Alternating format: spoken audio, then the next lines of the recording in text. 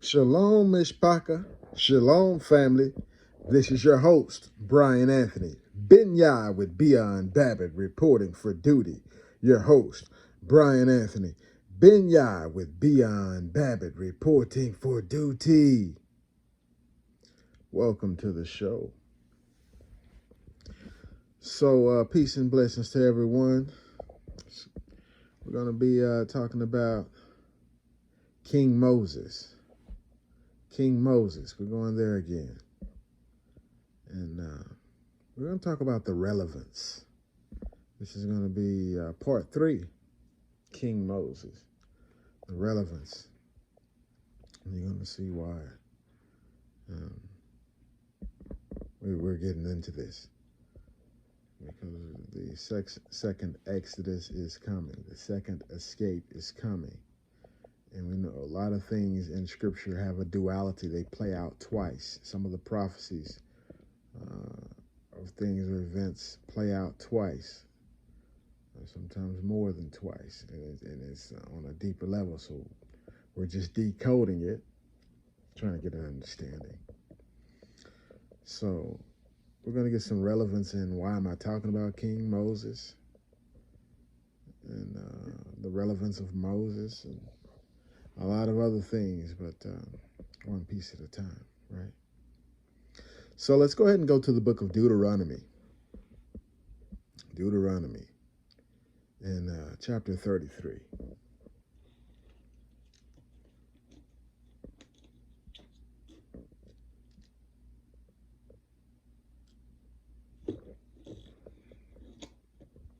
Started verse 1 up here. And it says, and this is the blessing wherewith Moses, the man of God, blessed the children of Israel before his death. Okay. Blessed the children of Israel before his death. Okay.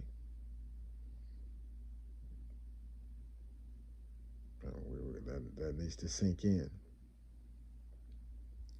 So this is a blessing before his death. All right. So now let's get to the rest of it. Verse 2. And he said, Yahuwah came from Sinai and rose up from Seir unto them. He shined forth from Mount Paran. He came with 10,000s of his saints. The book of Enoch. From his right hand went a fiery law for them. Yea, he loved the people. All his saints are in thy hand, and they sat down at thy feet. Everyone shall receive thy words. Thy words. Moses commanded us a law, even the inheritance of the congregation of Jacob. And he was king in Jeshurun, or Yeshurun. This is where we get the King Moses. He was king in Jeshurun. So what does Jeshurun mean? It says it's upright, symbolized name for symbolic name for Israel. It means upright. Is it saying that Moses was king in Jeshurun? Because this is Moses before he died, right? The blessing that he was given before he died. And he was king in Jeshurun, or Yeshurun, when the heads of the people and the tribes of Israel were gathered together. But they hadn't been scattered yet. It's interesting to use the words when they were gathered together. Maybe when they came together or when they were gathered together. Then Moses was king in Jeshurun, in Israel, when they were gathered together. Was this the Moses of old?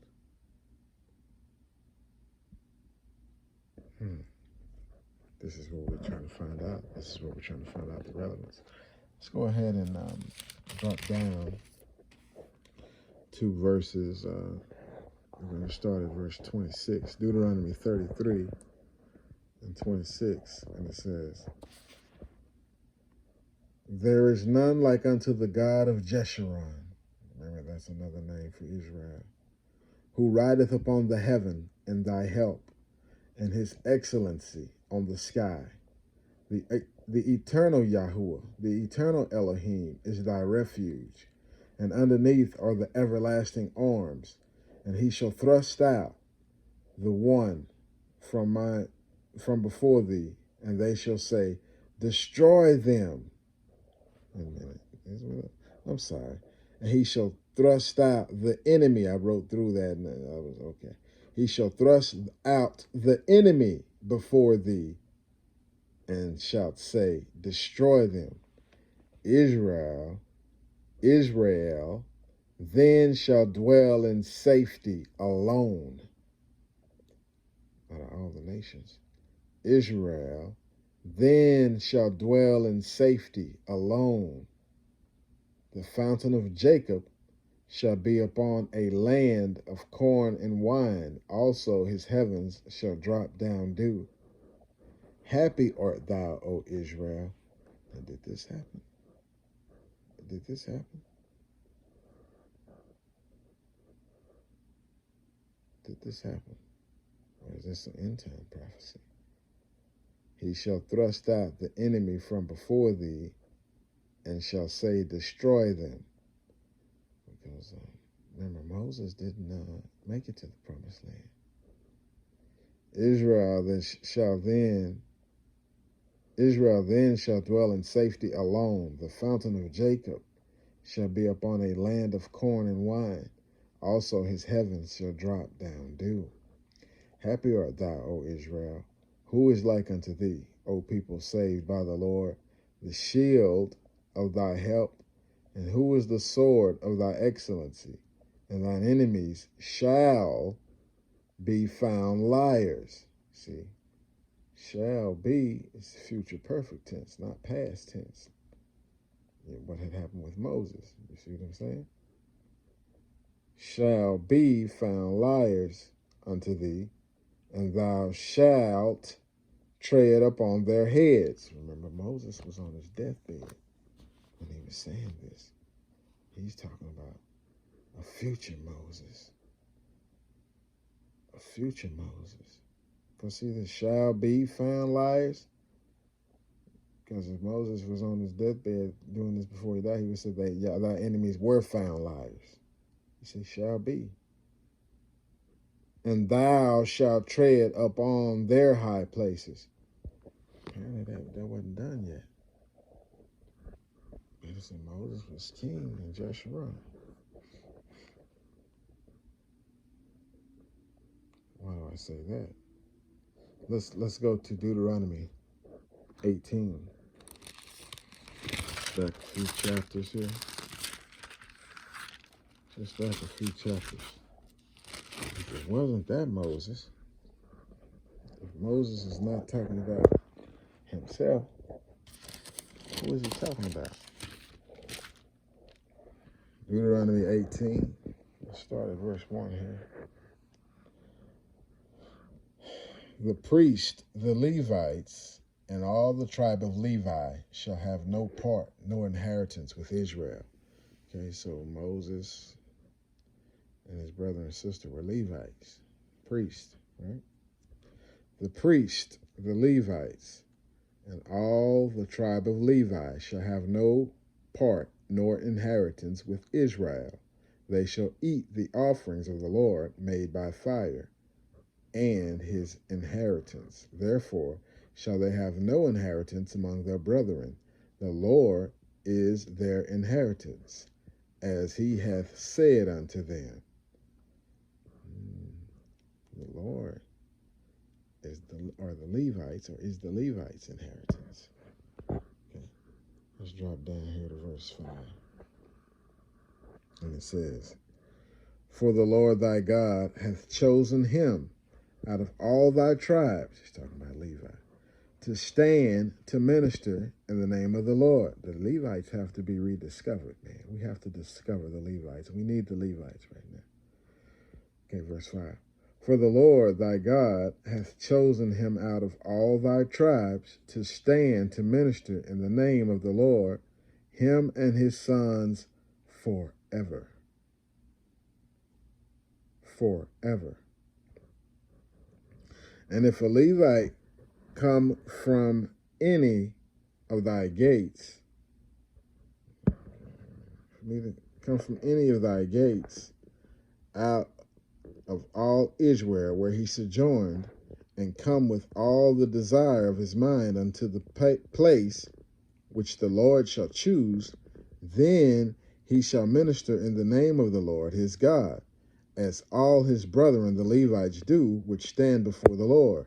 They shall have like portions to eat, beside that which cometh of the sale of his patrimony. When thou art come, so basically the Levites, when they come to town, they know what to do. They go to the temple. Yeah, that's not, they got to get right, straight busy. Okay. Verse 9. When thou art come into the land which the Lord thy God giveth thee, thou shalt not learn to do after the abomination of those nations. The land that we're going to get, all over the world that we're going to take. We can't do after these nations. Check this out. And we're going to get back. It's going to get back to Moses in a minute.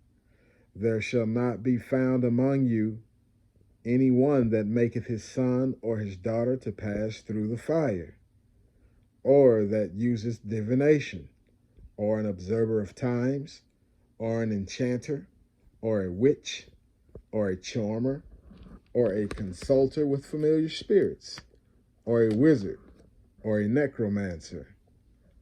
For all that do these things are an abomination unto Yahuwah. And because of these abominations, the Lord thy God doth drive them out from before thee. So that's why the other nations got the boot, practicing those things. So we're not going to have this. That's what I was saying the other day. These are some of the things that's going to be banned. There's some other things I might ban. We're going to ban is like shots and vaccinations. We're going to ban abortions. We're going to ban prophylactics and contraceptives. Yeah. We're trying to have big families. Yeah. Okay. Verse 13. Let's go there again. Thou shalt be perfect. Oh, wait a minute. I didn't get there yet. But that's where Yahshua got that from. Matthew 5:48. Let's see. Verse 12. For all that do these things are an abomination unto Yahuwah. And because of these abominations, the Lord thy God doth drive them out before thee. Thou shalt be perfect with the Lord thy God. For these nations which thou shalt possess, say that again, for these nations which thou shalt possess, we're going to possess the kingdom. For these nations which thou shalt possess hearkened unto observers of times and unto diviners. But as for thee, the Lord thy God hath not suffered thee to do so. The Lord thy God will raise up unto thee a prophet. Now we're getting back to Moses. Said all that to say this. Verse 15. The Lord thy God will raise up unto thee a prophet from the midst of thee, of thy brethren, like unto me. That's Moses speaking. The Lord thy God will raise up unto thee a prophet from the midst of thee, of thy brethren, like unto me. Unto him ye shall hearken. Now, I don't believe that was Joshua, guys. I don't believe that was Joshua. But they killed him. They didn't hearken to him. See what I'm saying? Unto him ye shall hearken, according to all that thou desiredest of the Lord thy God in Horeb, in the day of the assembly. Sounds like to me that day is coming. In the day of the assembly, when we gather together, saying, Let me not hear again the voice of the Lord my God, neither let me see this great fire anymore, that I die not. See, that fire by day and the flame by night. Yeah, we're going to see that fire. That fire. See, this was not Yahshua. He came as the Lamb. This great prophet. You know what Moses did? Him and Aaron destroyed Egypt. They brought the plagues. Joshua didn't do that. But that's what I'm saying. Read verse 15 again. Yahuwah thy Elohim will raise up unto thee a prophet from the midst of thee, of thy brethren, like unto me. Well, that's Moses speaking. You know what he did. You know his MO. You know his background. Unto him ye shall hearken. Okay, so whoever going to bring the pain, the people going to listen to him. Verse 16. How far are we going with this? Okay, where is this going? According to all that thou desirest of Yahuwah thy Elohim in Horeb, in the day of the assembly, saying, Let me not hear again the voice of the Lord my God, neither let me see his great fire anymore, that I die not. Yeah, that's how close it's going to be. The rest is going to be scary. Yeah, but that ain't happened, has it yet? That ain't happened yet. It says, And the Lord said unto me, They have well spoken that which they have spoken. I will raise them up a prophet from among their brethren, like unto thee, and I will put my words in his mouth, and he shall speak unto them all that I shall command him. And it shall come to pass that whosoever will not hearken unto my words, which he shall speak in my name, I will require it of him.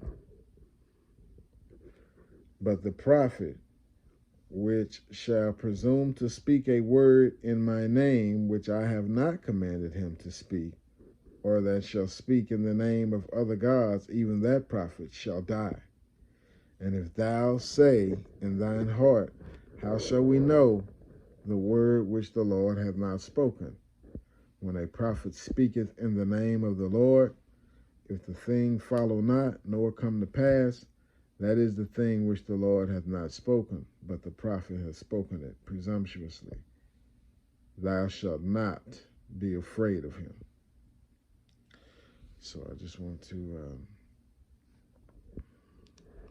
King Moses, guys. Leave a comment. Let me know what you think. Was this Moses, King Moses, the king of Jeshurun? Was that in the past, or is this the Moses that he's going to raise up? Let me know what you think. Leave a comment down below. All right, guys, and this is your host Brian Anthony Binyah with Beyond Babbitt, over and out, saying shalom, shalom from the United States of Israel. Peace, love, and blessings. Amen.